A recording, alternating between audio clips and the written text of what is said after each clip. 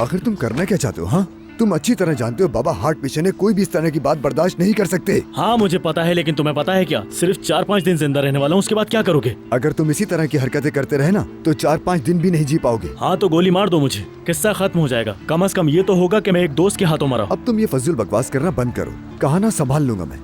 थोड़ा सब्र रखो, मैं कोशिश कर रहा हूँ। आखिर कैसे सब्र करूँ मैं? हाँ सिर्फ इतना टाइम बचा है मेरे पास, उल्टी गिनती चालू है, जिंदगी खत्म हो रही है मेरी, और तुम मुझसे कह रहे हो कि मैं सब्र कर लूं। मैं ठीक से सांस भी नहीं ले पा रहा हूँ, वो लोग मार देंगे मुझे। मेरी बात मानो, शादाब का काम करके पैसे कमा के उनको देते हैं ताकि मैं आराम से रह सकूं। बिल्कुल नहीं पिले, शादाब का भरोसा बिल्कुल नहीं किया जा सकता, क्योंकि उसे सिर्फ विला के आदमी की जानकारी लेनी है बस।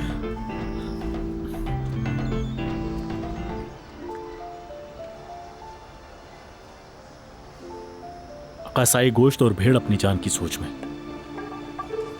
तुम क्या बकवास कर रहे हो? हाँ, मैं अब और कुछ नहीं कह रहा, जो मुझे समझना था मैं समझ गया, चलता हूँ। तुम गलत समझ रहे हो, मेरे कहने का मतलब ये नहीं था। देखो मैं सब कुछ ठीक कर दूंगा, थोड़ा सब्र करो। अपनी इन हरकतों से बात को मजीद मत बिगाड़ देना। यार ये सब कहना बंद करो तुम, मैं कर लूंगा खुद, समझे तुम? अब सिर्फ एक चीज बची है, अपना सर जाके झुका दूंगा ताकि आराम से कटे, और तुम भी दफन करने का काम कर देना। मजार मत बनाना, बस लिख देना कि इसका कोई नहीं था, यह आखिरी वसीयत है।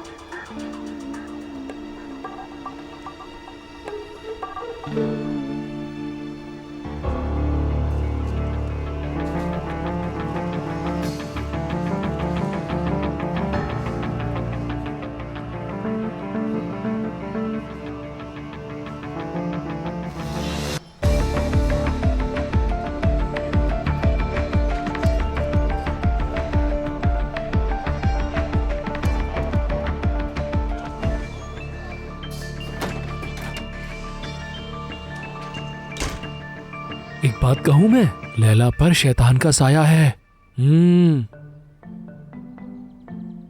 अभी कहना अच्छा तो नहीं लग रहा, लेकिन मैं सब कुछ शरीफा से सुन चुका हूं। छुपाने की जरूरत बिल्कुल भी नहीं है आप लोगों को। यानी बाला के बारे में पता है मुझे।